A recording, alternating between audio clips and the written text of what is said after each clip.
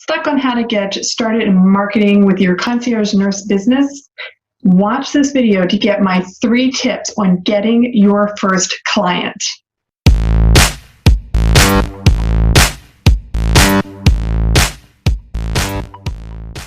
For the best business and marketing advice, subscribe to my channel and hit the bell to be notified when I post a new video every Tuesday. If you're not sure how to start marketing your concierge nurse business, by the end of this video, you'll have 3 strategies to remedy this issue. I've proven this formula with my own clients, and now it's your turn. Okay, so let's get into it. Step 1, what you want to do is make a list of 50 provider offices that are nearby you. Why? Because when you do concierge nursing, you need to connect with providers. They are actually the ones that are your audience, right? Because the provider is going to give your brochures and endorse your company to their patients. So you need to connect with those providers first. Now, as a concierge nurse business, you don't need a lot of clients. This is the great part about the concierge nurse business model. You don't need a lot of clients. You don't need a lot of providers to sign on with you. So let's make a list of 50 provider offices that are in your area so that you can connect with these people. And what I want you to do is find out what their name is, right? What their address is, what their phone number. Those things are easy, right? But then who's the office manager? Who are the people on staff that you can connect with and build relationships with?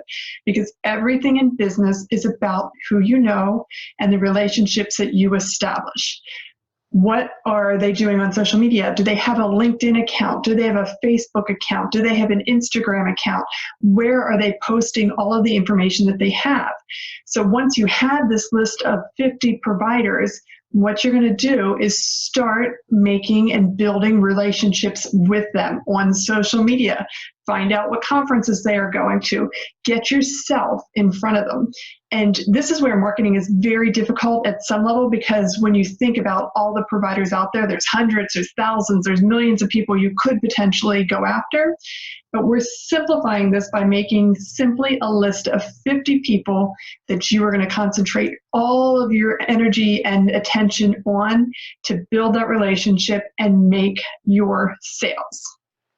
These 50 provider offices, even if you only get 2 or 3 out of them, nurturing them and building the relationships will be worth the effort. Because like I said, as a concierge nurse business model, you don't need that many clients to make a lot of money, okay? So even if you only get 2 providers out of 50, you are way ahead of the game and you are making thousands of dollars a month. So that's step 1. Now, the next thing you want to do is really understand who your audience is.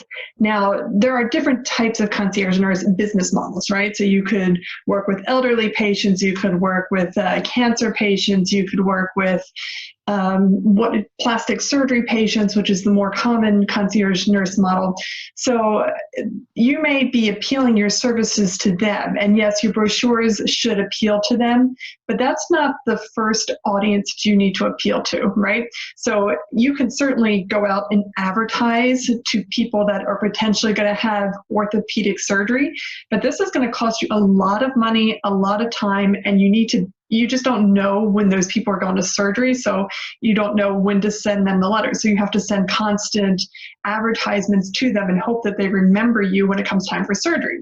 So that's not really your audience. That's who you serve, but that's not really your audience. Your audience is the person who refers you, and that's the providers. So going back to step 1, we need to identify those providers and then figure out what it is that they would want from your business. Because remember, if they hand out your brochure to a patient, they're effectively endorsing your company, right? I actually, for my own concierge nurse business services, I had a patient call me and said that the physician told her to use my services, and even though they were more expensive than what she wanted to pay, she wanted to do it because her doctor told her to.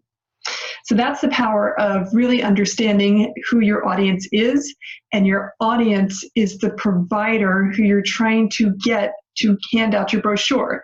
So we need to direct your marketing efforts on that targeted audience.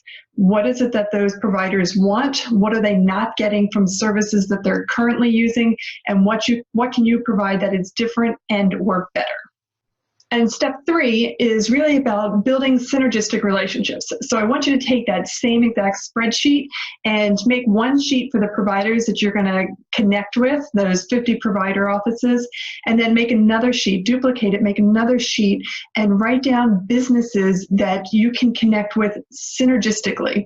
So for example, in concierge nurse businesses, let's say you provide care for patients after plastic surgery, but you want to amp this up a little bit. Maybe there's some competition in your neighborhood, and like there's a lot of nurses looking into this model because it's so great.